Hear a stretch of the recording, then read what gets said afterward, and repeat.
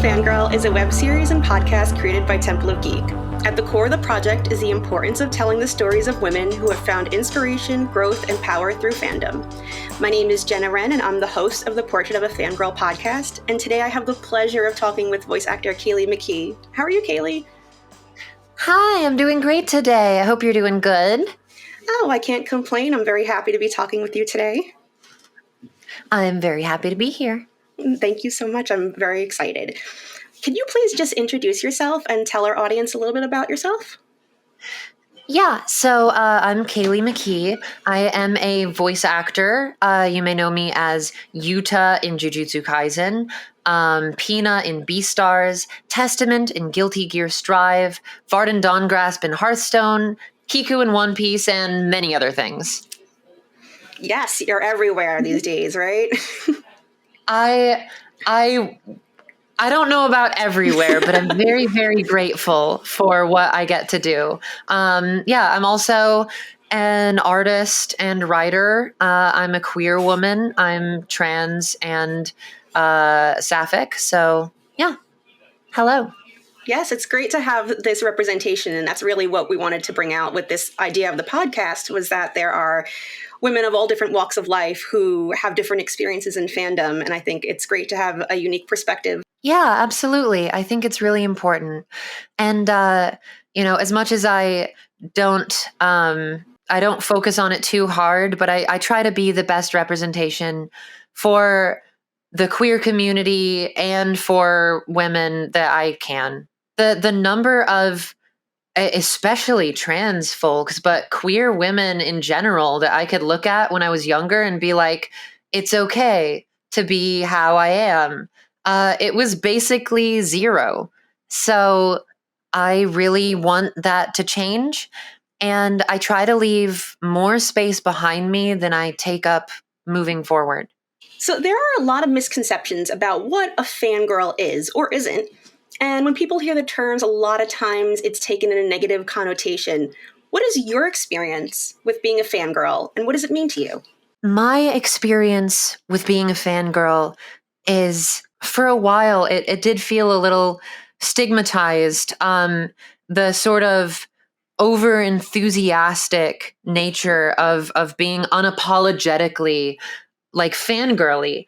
But I had a lot of friends who I was luckily able to be that with, and the amount of joy that I found in that, and to have other people to like jump up and down with, was very formative and helpful for me as a young person. And I think that being a fangirl is a very good thing. And there's sort of like the thing that has been being said a bit more often online of like, don't kill your cringe, kill the part of you that cringes, which I very much agree with. Like, if you're not hurting anybody and you're just like being happy and excited, then you should never feel bad for that. And along the same lines, it reminds me of John Green, the author and YouTuber and that he is, has a quote about nerddom and geekdom that I feel very much applies to like being a fangirl.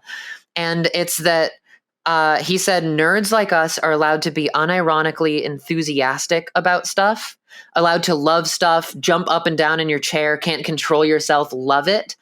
And when people call people, derogatory terms like nerd, fangirl, mostly what they're saying is you like stuff, which is not a good insult at all. And I just love that because it's true. So what's your fandom origin story? How did you begin this journey into becoming a fangirl? My origins, way back in the beginning as a little kid, would have been Pokemon and Digimon. I loved the hell out of them, and I dug so far into them. Like, I learned everything I could.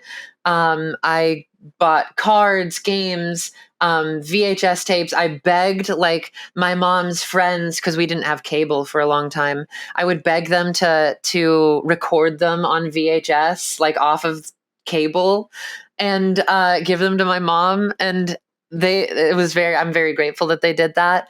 And my dad also introduced me to anime very young because he was a fan since before I was born, like way back in the day. So that was really, I was lucky to have that. He showed me when I was like 5, 6, he showed me Trigun and Cowboy Bebop. I would say the first like really things that I full on fangirled about would have been Pokemon, Digimon, Trigun, and Full Metal Alchemist. Those were my first fandoms, and where I realized like, oh my god, I love these. I want to share and talk about it with people. A lot of the things you mentioned are popular. Again, they're seeing a resurgence with, the Trigon reboot, and we have all this new Pokemon news that just dropped with the new games and everything coming out. And do you find yourself kind of almost reliving that time of your youth when you had that fangirl energy? I feel like I almost never left it. There was a few years between, I want to say like 2012 and 2016, that I watched a lot less anime. There wasn't nearly as much stuff that I was interested in coming out. And I was almost worried that I was starting to fall off of it. And luckily, it coincided with me deciding to really pursue voiceover as a career. But starting around like 2017, just all of these cool shows started coming out that I was like, oh my God, it was a bit of a resurgence. I'm glad where it feels like I never had to leave it. There was just a short dip. But yeah, stuff started coming out that was like Fire Force, like My Hero Academia, Jujutsu Kaisen, which I was a fan of before I got cast, which was super cool. Dr. Stone, bunch of stuff like that I was just like, oh my God, I love this. Right. It all kind of, you said it didn't really go away, but it became more Right. accessible, maybe, is what I'm looking for. Oh yeah, it definitely did. It's funny. I'll talk about it more later, but there's a really interesting shift in geekdom that I've seen over the years it's been very interesting to watch. So what fandom are you most invested in? And has it changed over time, or like you kind of touched on, it's kind of remained the same? Pokemon is a big one. As far as like knowledge about different Pokemon, the games, moves, types, meta, stuff like that, I still get pretty invested and I love them a lot. I don't watch the anime anymore just because there's a lot of it, but I do think that it's very well produced. And I watch a number of the miniseries. I would say one thing that has changed that started to really flourish more in high school is Dungeons and Dragons. I've played tabletop games my whole life, again, because of my dad. He introduced me to them.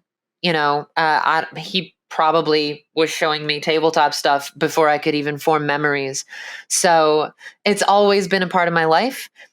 He took me to my first Gen Con when I was very little. It was a formative experience for me.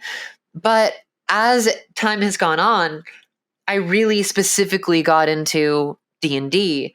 And when 5th edition came out, I started DMing more. I've been doing that for many, many years now. I am super invested in pretty much everything about it. I dive the wiki for the Forgotten Realms. I look into every new book that comes out. I read through it. I try to be the best DM and player that I can be. I play in 3 campaigns. I DM 1 and some one-shots as well. So yeah, I would say it has added. It's changed by growing, is what I'll say. Yeah, DMing to me, I think is it takes a certain person. You have to have a certain mindset to get all that together. Do you create your own campaigns when you DM, or do you pull them from, the fifth edition pre-written ones. Modules are great, and I enjoy using modules, but I use them as a springboard to start a campaign or an arc.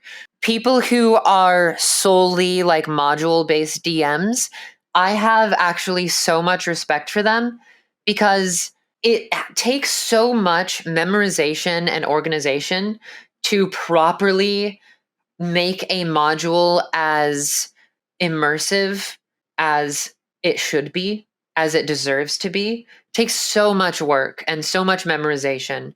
Whereas when it's homebrew, because you create it, at least to me, because I create it and write it in my notes, the act of writing it down, and this is, I believe, a proven memory phenomena.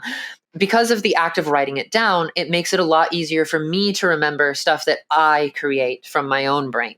I do better making my own content. So I run in my own world, in my own settings, with, wholly original storylines. I occasionally bring in modules and change them to fit what I need as springboards, but I feel like I can be more effective by using stuff that I write. But and that's kind of weird because I almost feel like in the D&D community there's this idea of, even if a lot of people won't say it, there's this underlying like thought that people have of like, oh, it's not as cool or not as much work to run modules. Like that's the easier form of DMing. But to me, it's the opposite. I think if you're running modules, like, damn, that's a lot of work. And it takes a certain kind of mind that I'm, not as skilled with. My DM, she actually came up with this little side story.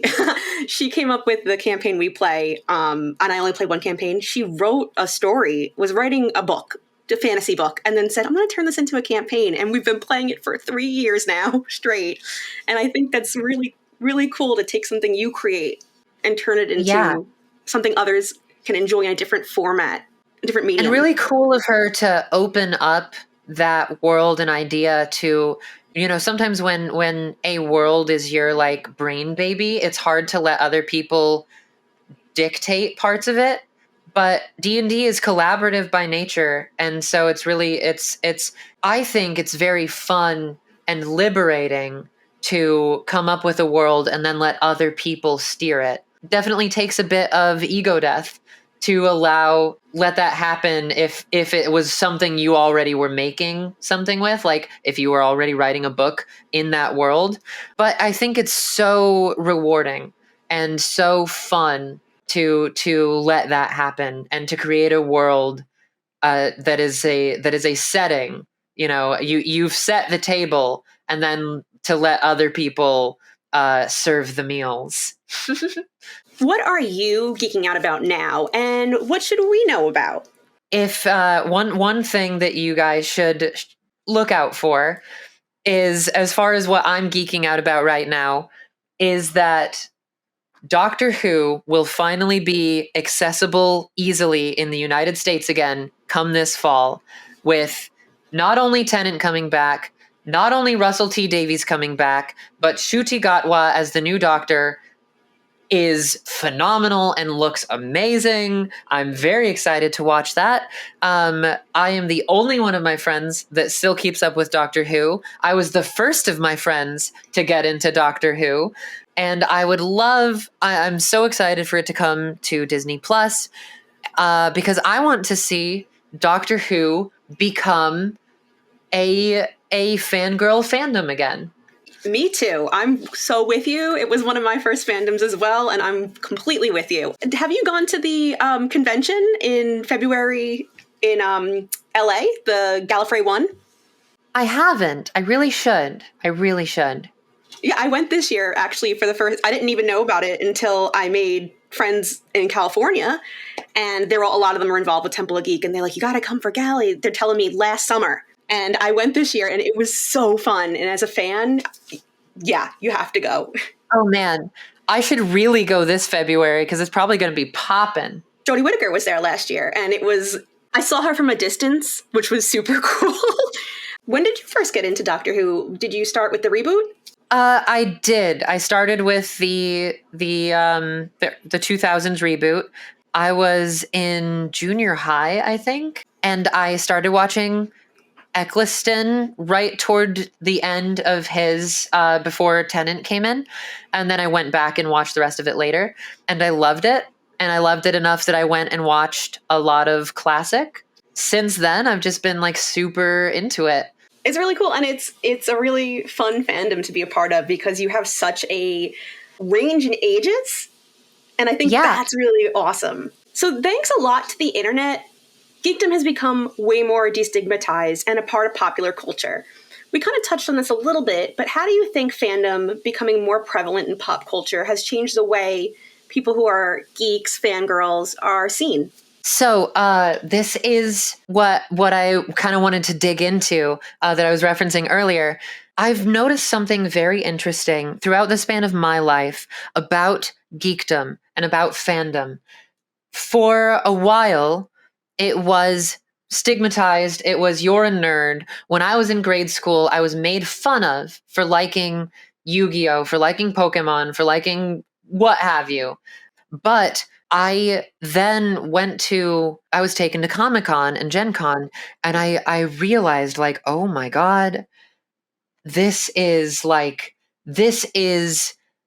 culture. Like I love everything about this. I was sitting there like as a kid just being like, I want to be a part of these people forever. And like I don't get made fun of for like there are so many people because I grew up in a literal village of less than 300 people, Altona, Illinois. That's where I spent most of my life growing up.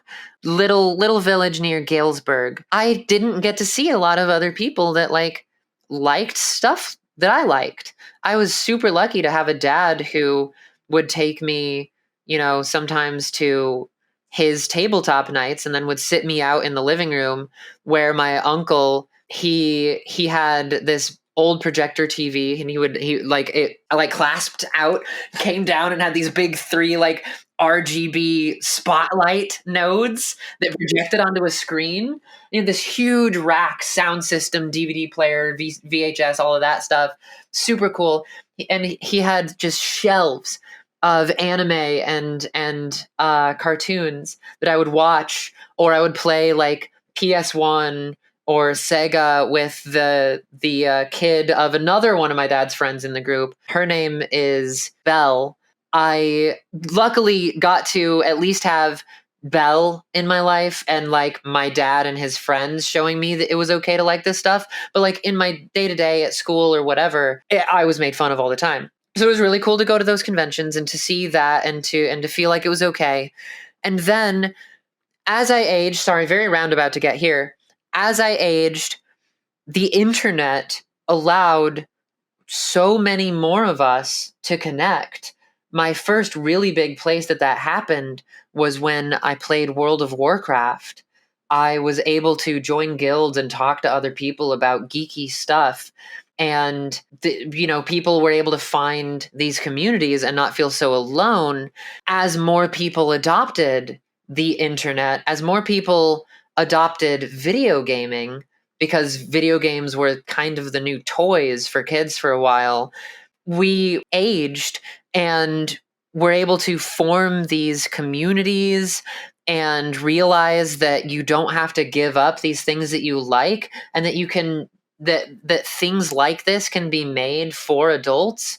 And I do think World of Warcraft did a lot for that, because adults and children played that game. And it was massive, like the first massive MMO that so many people came together and met in, that really like changed the landscape of like gaming community as far as I saw as a kid anyway. Then Tumblr and forums and YouTube and Facebook groups and Reddit, and then like video games evolving, and you really get into video games as not just for kids, not just for geeks, even the jocks could play Magic and Call of Duty. It culminated in this thing where geekdom became an identity that people were embracing, and everybody was like leaning into being as geeky as possible. By the time I was in high school, it was like the cool thing to be was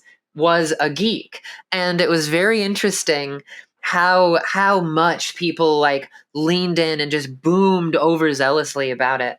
And I think it was like that first sort of swing back of it being so stigmatized for so long, right? It swung back so hard where like the new coolest thing to do is to, you know, gush about the newest Star Wars and Marvel superhero film, no matter who you are in the world, no matter how like, you know, much of maybe you bullied geeks when you were in, you know, junior high or high school.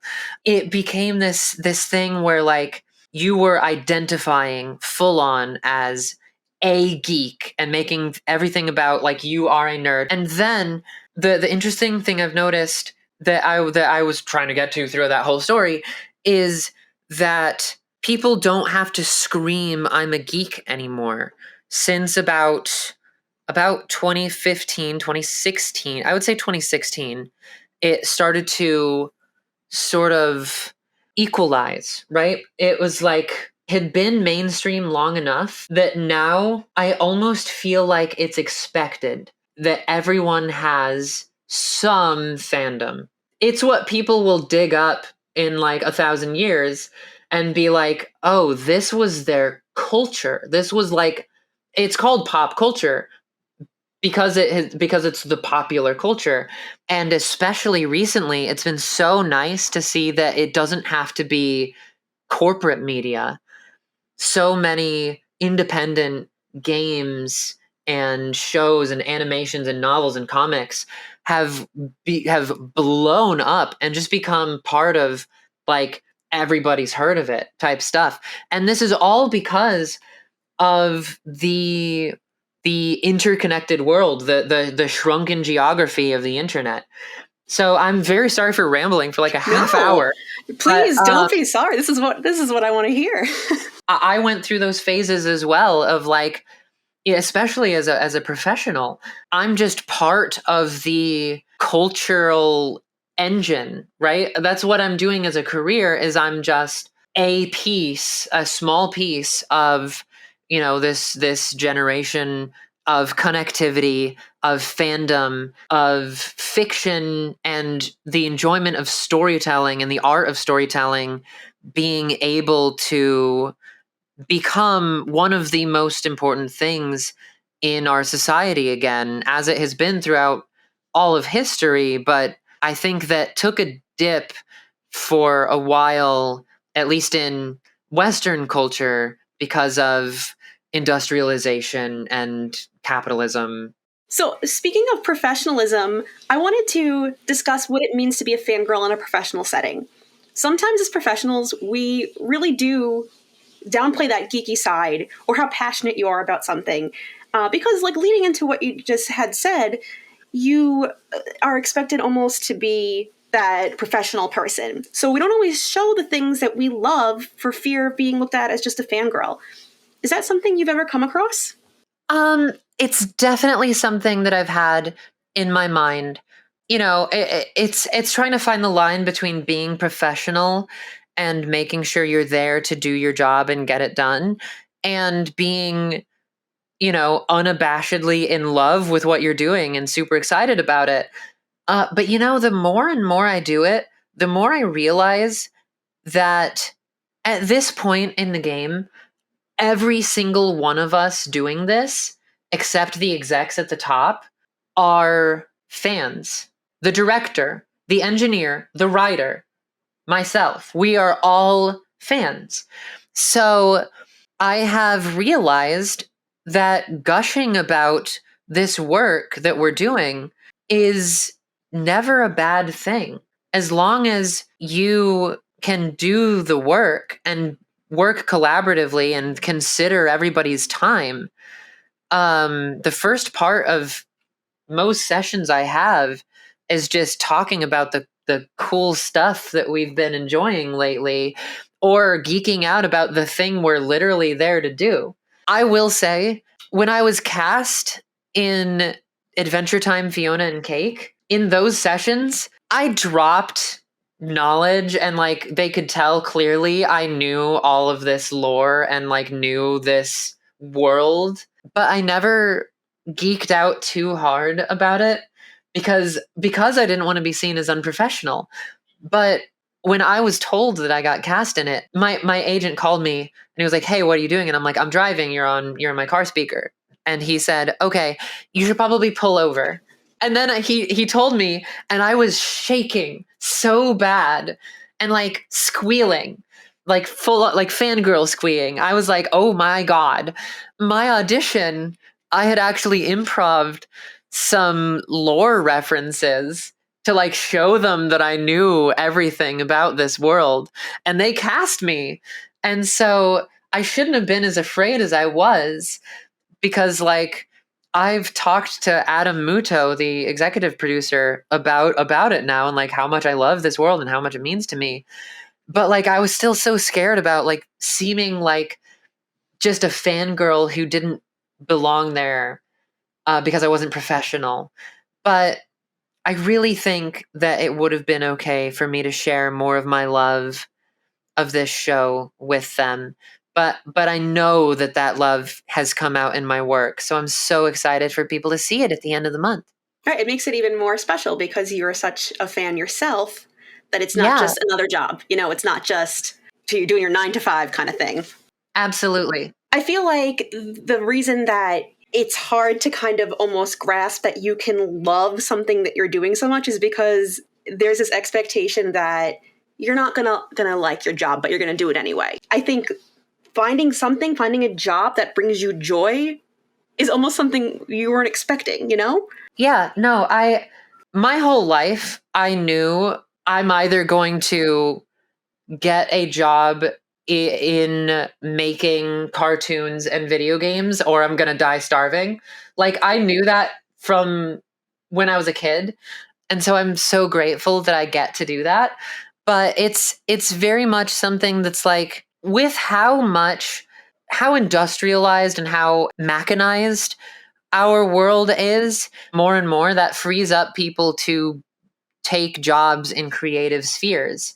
I look forward to a world where less and less people have to do jobs they hate and can instead stream on Twitch, code video games, do commissions, and have a booth at conventions.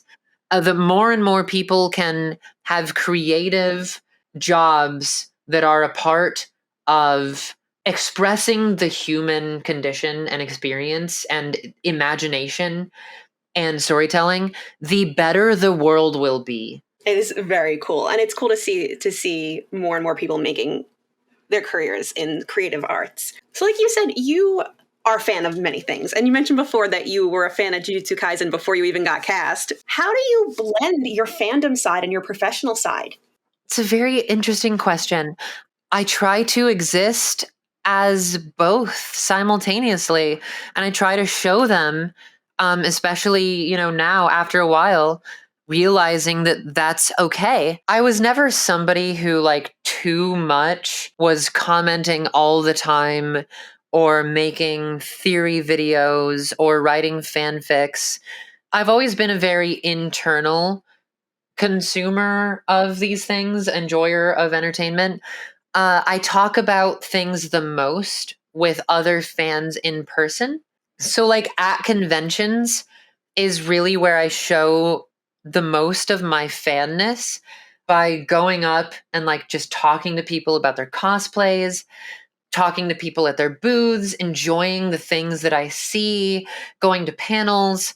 I feel like I kind of enjoy that, like in this, as somebody who's like, I can go to the Crunchyroll or like JJK or like Guilty Gear Strive like booths and enjoy it as a fan and see people enjoying it without like making myself the center of attention. I kind of strive to be similar to how Adam Savage does conventions in that way, where I am a little bit stepped back.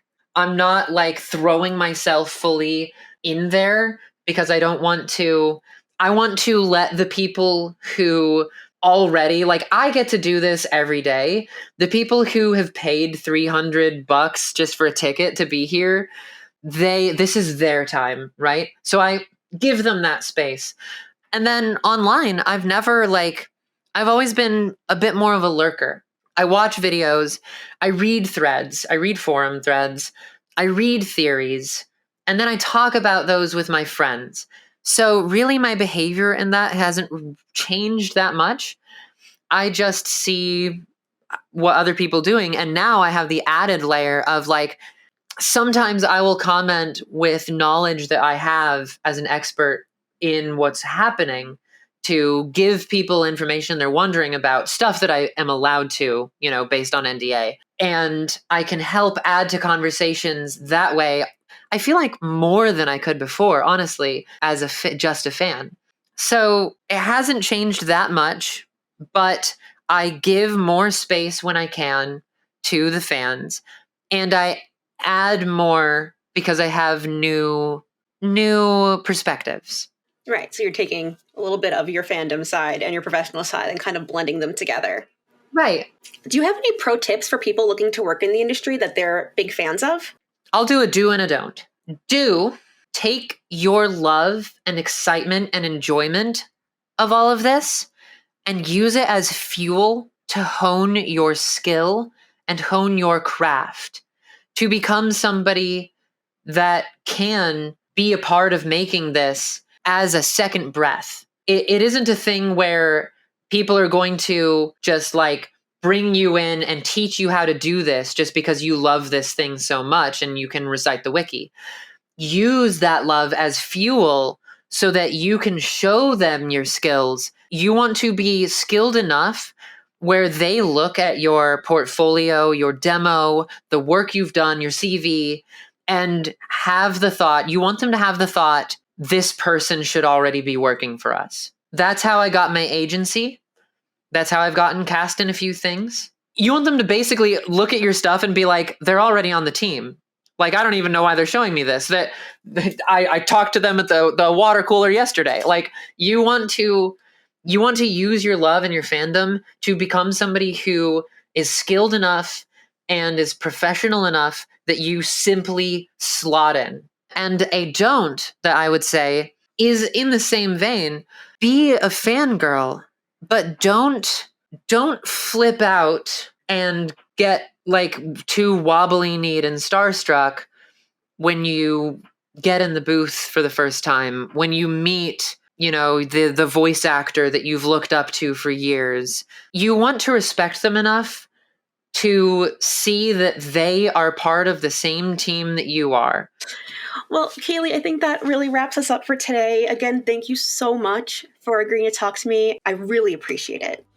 This is going to wrap up this episode of the Portrait of a Fangirl podcast.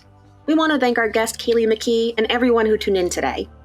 If you have any questions or comments, hit us up on Instagram and Facebook using the handle @PortraitOfAFangirl. You can also find us across all social media and on YouTube as @Temple of Geek. If you'd like to check out any other episodes or shows, please visit templeofgeek.com.